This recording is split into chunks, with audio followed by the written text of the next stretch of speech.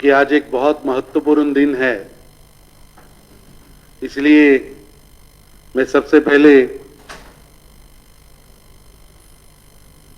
Emergency यानी आपातकाल जो श्रीमती इंदिरा गांधी जी ने उनकी तानाशाही को याद दिलाता है। मैं सर्वप्रथम भारत के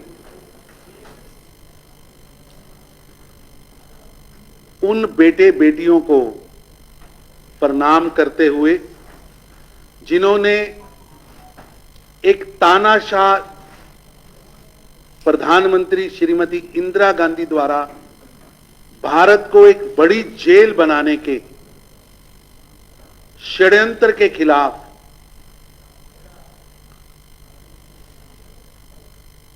सत्याग्रह किया, लोकतंत्र की हत्या ना हो, कॉन्स्टिट्यूशन बचाया जा सके, अभिव्यक्ति की आजादी की स्वतंत्रता रहे, उसके लिए 18-18 महीने मीसा में जेल काटी, अत्याचार सहा, कई लोग उसमें से बीमार हो गए, कई स्वर्ग सिधार गए। और मैं जहां उन लोकतंत्र के सेनानियों को, लोकतंत्र के प्रहरियों को सलूट करता हूं, वही भारत के पत्रकार जगत को भी विनम्र प्रार्थना करता हुआ, उनको सलूट करता हुआ, उनके किए हुए कामों को, उनके द्वारा लोकतंत्र की रक्षा के लिए हो रहे यज्ञ में उन्होंने जो आहुतियां डाली, मैं भारत की वीर प्रेस को, आप सब पत्रकार बंधुओं को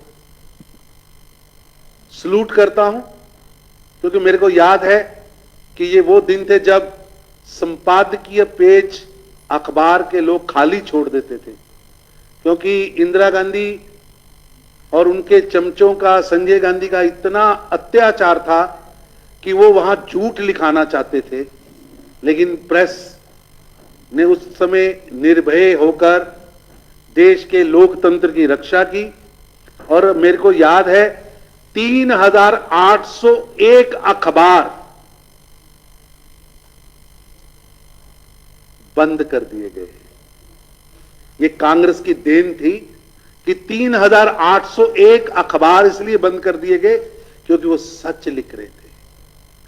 327 भारत के आप जैसे पत्रकारों को मीसा में बंद कर दिया था। 290 बड़े अखबार जो राष्ट्रीय स्तर के थे, जिनका विज्ञापन बंद कर दिया था। भारत के अंदर रह रहे 7 विदेशी बड़े पत्रकार जो इंटरनेशनल लेवल के थे, उनको जबरन भारत से बाहर भेज दिया था वापस। चाहे यूएनआई थी, चाहे पीटीआई थी, चाहे हिंदुस्तान समाचार था, समाचार भारती थी, ये 4 बड़ी एजेंसियों पर इनको इकट्ठा कर इनका पहरा बिठा दिया गया था। कलम के ऊपर और कलम के सिपाहियों के ऊपर बैलेट से वार हुआ था, बंदूक की नली के कनपट्टी पे रखकर कलम लिखने के लिए कहा था, लेकिन भारत के उन वीर पत्रकारों को, निर्भय पत्रकारों को, जिन्होंने जेल की कोठरी पसंद की, भूखा रहना पसंद किया, अखबार का विज्ञापन छोड़ा, अखबार बंद करना छोड़ा, लेकिन लोकतंत्र की आवाज को झुकने नहीं दिया। मैं उन सभी पत्रकारों को भी नमन करता हूं, भारत के उन नागरिकों को भी नमन करता हूं जिन्होंने इस स्वतंत्रता की दूसरी लड़ाई में, लोकतंत्र की रक्षा की लड़ाई में लाखों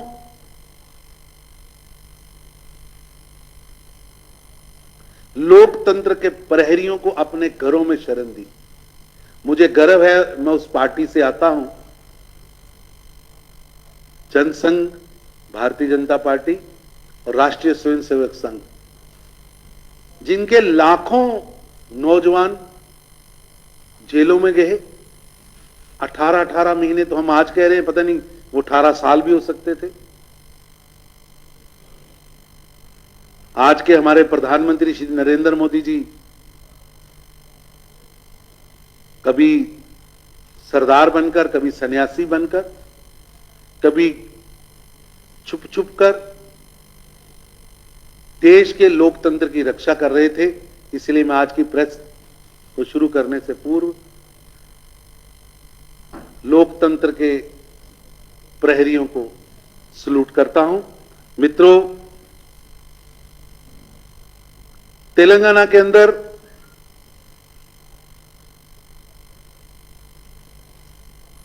एक ऐसी सरकार काम कर रही है जो सरकार परिवारवाद के वंशवाद के दंश में इस तरह फंस चुकी है कि चाहे केसीआर साहब हैं, उनके पुत्र केटीआर साहब हैं, उनकी बेटी हैं कविता जी, भतीजे हैं हरीश राव जी, संतोष राव जी, और पता नहीं कितनी लंबी लिस्ट है।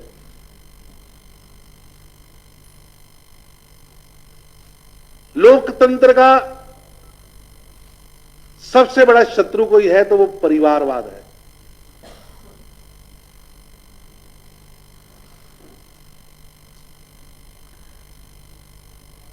बंगारू तेलंगाना का सपना दिखाया था, लेकिन बंगारू परिवार बनाने का सपना पूरा हो गया।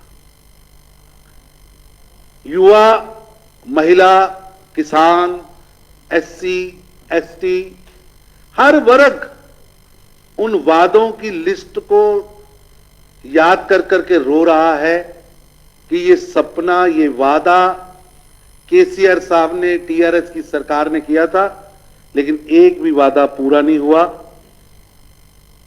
उल्टा जो लोग तेलंगाना बनाने के आंदोलन में शामिल थे,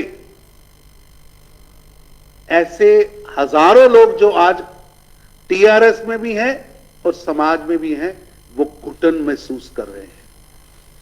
वो घुटन महसूस कर रहे हैं। उनको लग रहा है कि उनके आंदोलन के साथ छल हुआ है, उनके साथ धोखा हुआ है। जिन मूल्यों को आधार रखकर, जिन विषयों को सामने रखकर, बंगारू तेलंगाना के बड़े सपने को सामने रखकर वो आंदोलन शुरू हुआ था, आज उस आंदोलन के विरोधियों को, जो उस समय तेलंगाना के विरोध में थे, आज उनकी गोद में बैठकर केसीआर साहेब सरकार चला रहे हैं। और ये जंतर मंतर की सरकार है, जंतर मंतर की तांत्रिक सरकार है, जिसके एजेंडे में जन भला, जनता का भला, गरीब का भला, एससी का भला, महिला का भला, युवा का भला की बजाय तंत्र मंत्र का भला ये सामने रखा है। और कुशासन का हाल यह है कि देश के अंदर सभी स्टेट्स ने पेट्रोल के दाम कम किए, भारत की सरकार ने पेट्रोल के दाम कम किए। 2 बार केंद्र में हमने दाम कम किए, लेकिन तेलंगाना की कुंभकर्ण की नींद में सो रही केसीआर सरकार ने वैट कम नहीं किया। मैं पूछना चाहता हूं आपके माध्यम से, क्या तेलंगाना की जनता के पेट्रोल के दामों पर उनको कोई चिंता नहीं है? उनके मन में कोई दर्द नहीं है? देश के प्रधानमंत्री ने सामने आकर 2 बार रेट स्लैश किए, 10-10 रुपए कम किए। आपके कुंभकर्ण की नींद इतनी मजबूत है कि आपके दिमाग पर जूं भी नहीं रेंक रही। भ्रष्टाचार की अगर कोई परिकाष्ठा कहें तो केसीआर शासन में यहां भ्रष्टाचार की प्रकाष्ठा हो रही है। मंत्रियों का समूह, उसके ऊपर परिवार, परिवार के ऊपर एक छोटी टोली, ये लूट का गिरोह। ऐसे लग रहा है अली बाबा 40 चोर मिलकर तेलंगाना को लूट रहे हैं। बालू का खनन हो, जमीन को हथियाने के षड्यंत्र हो, अगर इसकी रैंकिंग गिनी जाए तो भारत में नंबर 1 पर चल रही है। और ये सरकार झूठे वादों की सरकार है। केसीआर साहब को याद हो ना हो, मैं याद कराता हूं कि केजी से लेकर पीजी तक, केजी से लेकर पीजी तक मुफ्त शिक्षा का वादा था। केसीआर साहब, अब बाय बाय का टाइम आ गया, बाय बाय का टाइम आ गया। आपकी बाय बाय का टाइम आ गया, लेकिन आपने एक भी वादा पूरा नहीं किया। 3 एकड़ जमीन दूंगा दलितों को, वित्तीय सहायता दूंगा, दलित बंधु लाऊंगा, बेडरूम स्कीम दूंगा, एक भी काम नहीं किया। और उल्टा आकर कहते हैं मैं नया संविधान लिखूंगा। डॉक्टर भीमराव अंबेडकर जी का अपमान कर रहे हैं। संविधान निर्माता जो हमारे शीर्ष नेतृत्व था, उसका वो अपमान कर रहे हैं। तेलंगाना के युवा, किसान, महिला, एसटी, एससी, हर वर्ग दुखी। 91% तेलंगाना के किसान कर्जदार हैं। कृषि माफी की योजना नहीं लाए, वादा किया था। नौकरी की बात थी, नौकरियां अभी तक युवाओं को मिल नहीं रही, खाली पदों के ढेर लग गए। 8 साल का शासन के अंदर तेलंगाना के आम जनता घुटन महसूस कर रही। और मेरे पास कई लोगों के फोन आते हैं, मैं सच कह रहा हूं, लोगों के फोन आते हैं कि हम टीआरएस में है, लेकिन तेलंगाना के सपने को पूरा ना करने के कारण घुटन में है, दम घुट रहा है। दम तेलंगाना की जनता का भी घुट रहा है, और टीआरएस के अंदर बैठे उन लोगों का भी घुट रहा है जिन्होंने सचमुच अपना सब कुछ निछावर करके बंगारू तेलंगाना के सपने के लिए अपना जीवन दिया था। वो लोग भी आज केसीआर के कुशासन के अंदर घुटन महसूस कर रहे हैं। लोग रोज दिन गिन रहे हैं, कितने दिन बचे, इतने दिन बचे, इतने दिन बचे। तो उन दिनों की याद कराते हुए आज हम यहां काउंटडाउन वेबसाइट लॉन्च कर रहे हैं। आज से केसीआर साहब, आपके शासन के जाने के दिनों की गिनती शुरू होती है। आपके जाने के, आपके कुशासन के, आपकी जन विरोधी नीतियों के, तेलंगाना को लूटने के, तेलंगाना के जनता की हार्डकोर के पैसे को भ्रष्टाचार के माध्यम से परिवार की पॉकेट में भरने के दिन पूरे होने वाले हैं। और आज हम उसके काउंटडाउन को स्टार्ट करते हैं। आज से 529 दिन बाद, आज से 529 डेज बाद ये हमने कैलकुलेशन चालू की है। 529 दिन बाद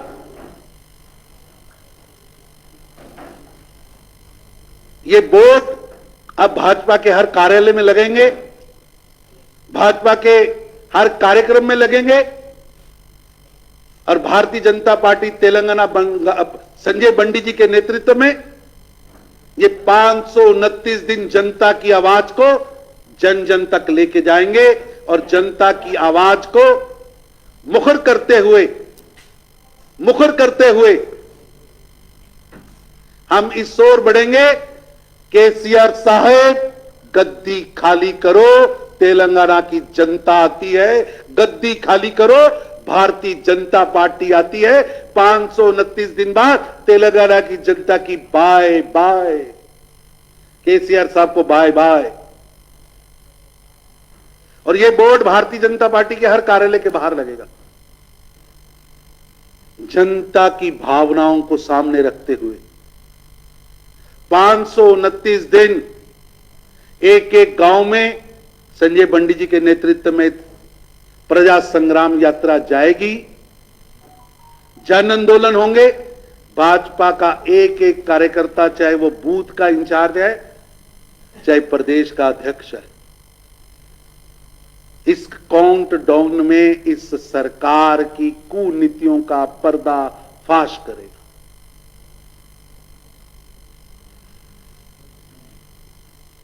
आज की इस प्रेस कॉन्फ्रेंस में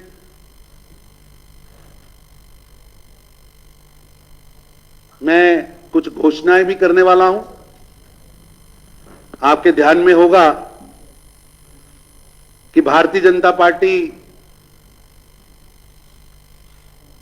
की सबसे पावरफुल जो कमेटी है, भारतीय जनता पार्टी की राष्ट्रीय कार्य समिति, उसकी बैठक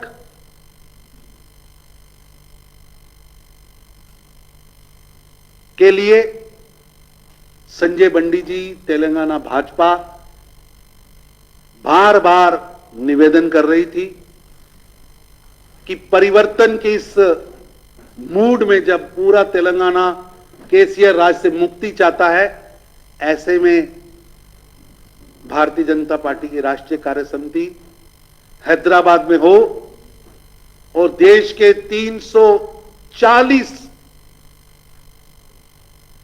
बड़े बड़े नेता यहां पर आए और इस कुंभ के अंदर मंथन हो और आगे की रणनीति और देश को मजबूत करने की सोच यहां पर हो। इस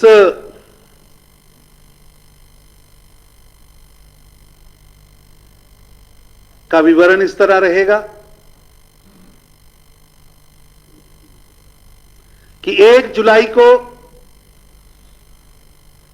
राष्ट्रीय महामंत्रियों की बैठक हैदराबाद में होगी। हैदराबाद में एक नगर बसाया जाएगा, एक बहुत बड़ी प्रदर्शनी का आयोजन किया जाएगा।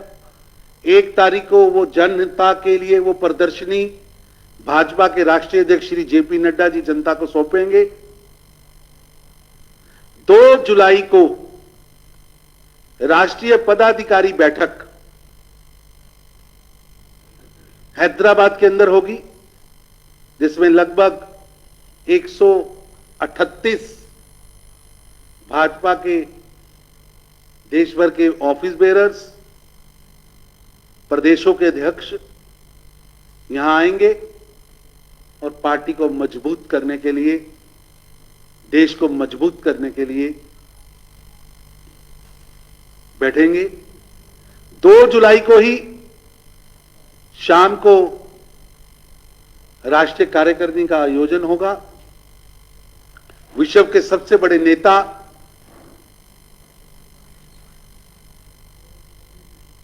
गरीबों के मसीहा, भारत के प्रधानमंत्री, भारत के प्रधान सेवक श्री नरेंद्र मोदी जी इस राष्ट्रीय कार्य समिति में मार्गदर्शन हेतु उपस्थित रहेंगे। माननीय राष्ट्रीय अध्यक्ष जी श्री जेपी नड्डा जी 1 जुलाई को हैदराबाद आएंगे और राष्ट्रीय अध्यक्ष जी की अध्यक्षता में सारी बैठकें होंगी और इन बैठकों के अंदर जो 3 जुलाई तक चलेंगी, इन बैठकों के अंदर पार्टी का शीर्ष नेतृत्व, पार्टी के पूर्व अध्यक्ष माननीय अमित शाह जी, माननीय राजनाथ सिंह जी, माननीय गडकरी जी सहित सभी कैबिनेट के बड़े बड़े मंत्री, प्रदेशों के अध्यक्ष, लगभग 17 के करीब सीएम, डिप्टी सीएम, पूर्व डिप्टी सीएम, पूर्व सीएम, एक तरह से भारतीय जनता पार्टी की करीम देश के अलग अलग प्रांतों से यहां आएगी और यहां एक संगम होगा। और मित्रों, 3 जुलाई को हैदराबाद के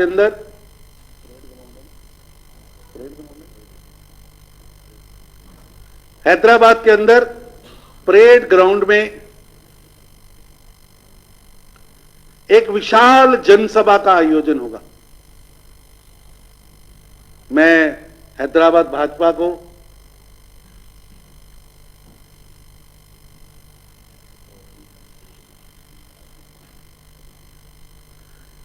तीन जुलाई को शाम को एक बड़ी विशाल जनसभा को प्रधानमंत्री श्री नरेंद्र मोदी जी संबोधित करेंगे और तेलंगाना के अंदर एक नई शुरुआत, बदलाव की शुरुआत, भाजपा के आने की आहट, भाजपा की सरकार बनने की शुरुआत विश्व के सबसे बड़े नेता श्री नरेंद्र मोदी जी की वाणी से होगी।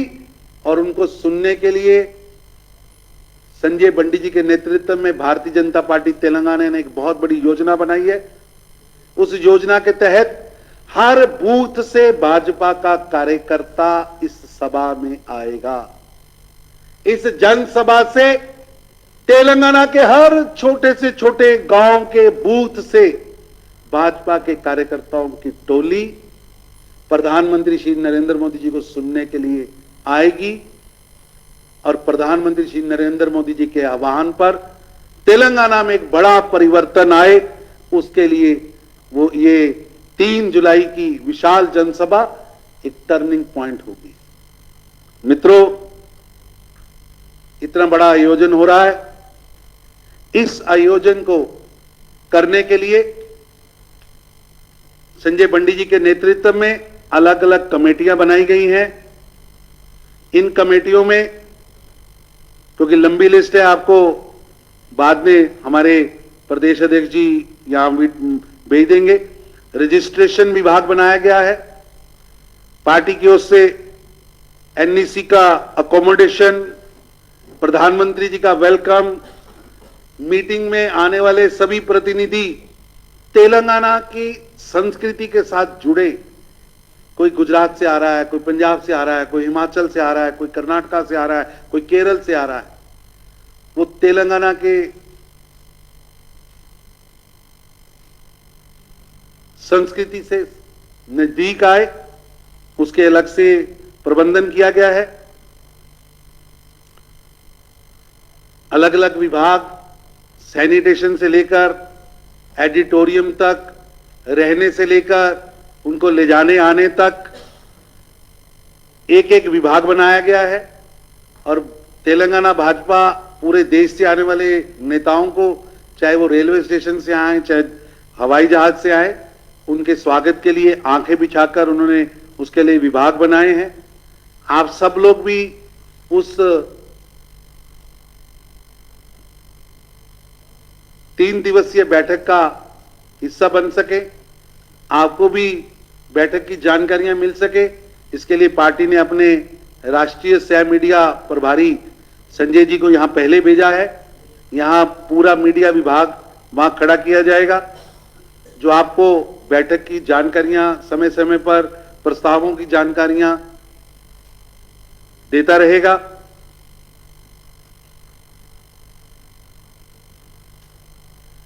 इन सारे आयोजन को करने के लिए भारतीय जनता पार्टी तेलंगाना ने संजय बंडी जी के नेतृत्व में तय किया है कि हम हर बूथ से, जो हमारे बूथ के 20 कार्यकर्ता, 25 कार्यकर्ता टोली है हमारी बूथ की, बूथ के अंदर बैठा भाजपा का छोटे से छोटा कार्यकर्ता इस आयोजन से जुड़े, इस महाकुंभ का हिस्सा बने। उसके लिए हर बूथ से कार्यकर्ता की टोली प्रधानमंत्री जी के समक्ष आएगी भी, और हर बूथ से इस कार्यक्रम को सफल करने के लिए कार्यकर्ता, सारे कार्यकर्ता मिलकर 1000 रुपया प्रति बूथ, 1000 रुपया प्रति बूथ, 20 रुपए, 30 रुपए, 10 रुपए सभी बूथ की समिति वाले आपस में डालकर इस महायज्ञ को करने के लिए अपनी आहुति हर बूथ से भेजेंगे। उसके लिए भी टीम बनाई गई है। लगभग 35,000 बूथ हैं। हर बूथ से 1000 रुपया कार्यकर्ता आपस में डालकर इस आयोजन को करने के लिए भेज रहे हैं। हर बूथ से कार्यकर्ताओं की टोली इस कार्यक्रम में आ रही है। तेलंगाना के लिए एक बहुत बड़ा, तेलंगाना की धरती पर एक बहुत बड़ा आयोजन हो रहा है, ऐतिहासिक आयोजन हो रहा है। और ये ना केवल तेलंगाना, दक्षिण भारत की राजनीति में एक बहुत बड़ा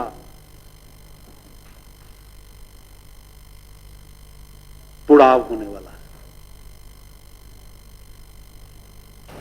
मैंने अपना विषय रखा, इस विषय के ऊपर आपने कुछ पूछना है तो मैं बताने के लिए तैयार।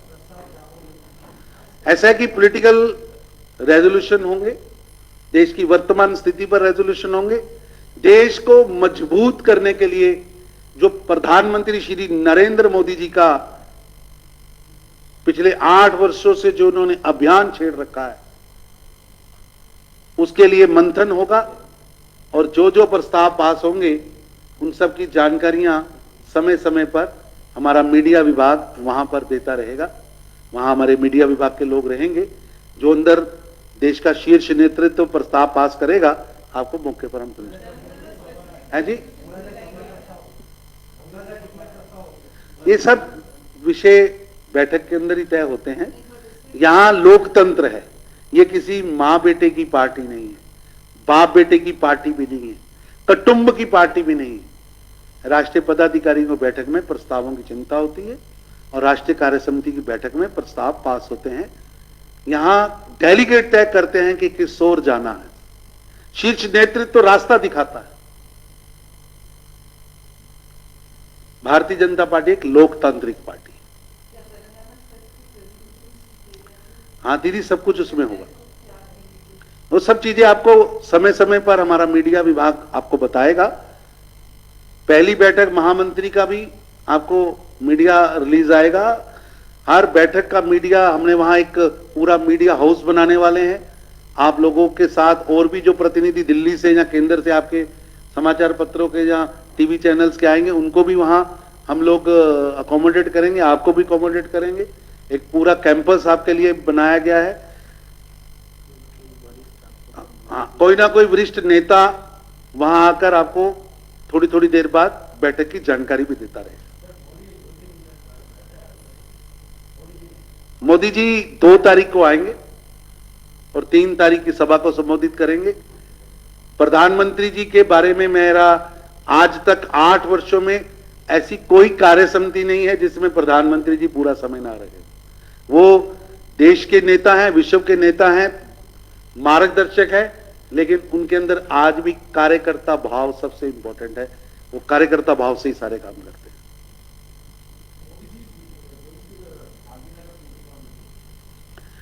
सारे विषय आपको समय समय पर बताएंगे।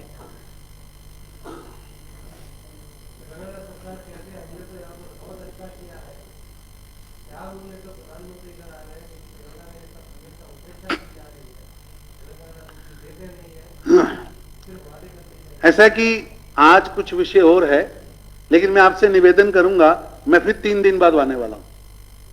मैं अध्यक्ष जी को निवेदन करूंगा, हमने प्रदेश को क्या क्या दिया है उसका अकाउंट्स लेकर आऊंगा। लेकिन मेरा आपसे निवेदन है, वैसे वो आप उसको अलग रखेंगे तो ठीक रहेगा, मेरी की इस पीसी को मैं संजय बंडी जी की ओर से केसीआर साहब को चैलेंज देता हूं कि तेलंगाना का चुराहा उनका, मोहल्ला उनका, स्टेज उनकी, वो चुने, वो कोई चैनल चुन ले, समाचार पत्र चुन ले। भारतीय जनता पार्टी का प्रदेश अध्यक्ष संजय बंडी जी वहां भाजपा की केंद्र सरकार की उपलब्धियों के कार्यक्रम को लेकर आएंगे। वो अपने कार्यक्रम लेकर आए, जनता के सामने दोनों अपनी अपनी चीजें बताएंगे। मैं उन्हें खुले बहस की चुनौती देता हूं।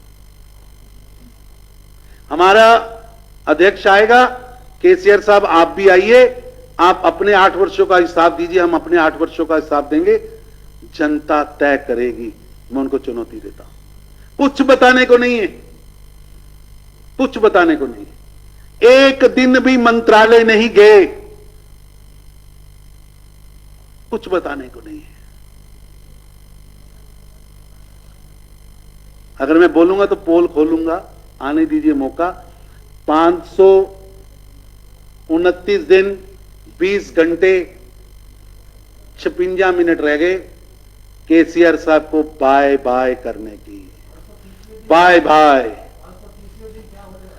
भाजपा की सरकार बनने वाली है। दीवार पर लिखा है, आपके दिल पर लिखा है। वैसा आपके दिल पर लिखा है, तेलंगाना के हर नागरिक के दिल पर लिखा है कि 530वें दिन गरीबों के लिए काम करने वाली, नौजवानों के सपनों को पूरा करने वाली, किसानों को पूरा हक दिलाने वाली, महिलाओं को न्याय दिलाने वाली भारतीय जनता पार्टी की सरकार बनेगी, जो बंगारू तेलंगाना के सपने को, तेलंगाना आंदोलन के अंदर जिन्होंने तप किया, जिन्होंने अपना सब कुछ दिया, संघर्ष किया, उनके सपनों को पूरा करने वाली सरकार बनेगी।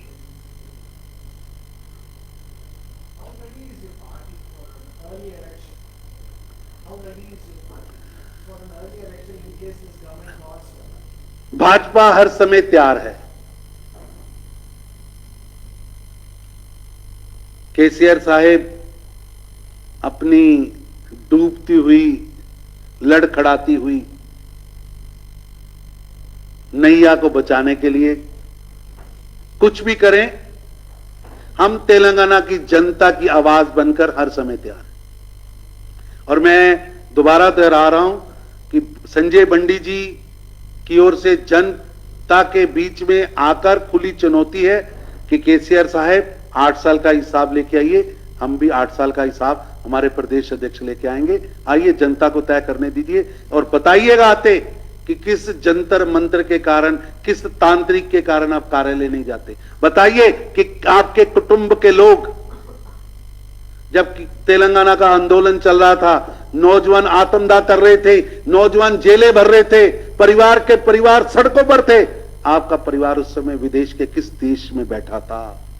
बताइए ना। आने दीजिए, हम खुली बहस के लिए भी तैयार।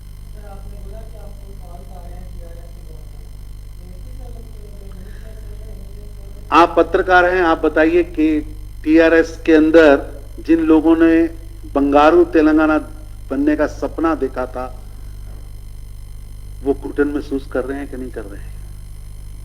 मेरे पास फोन आते हैं, लोग दुखी हैं, उनको लग रहा है उनके साथ छल हुआ है।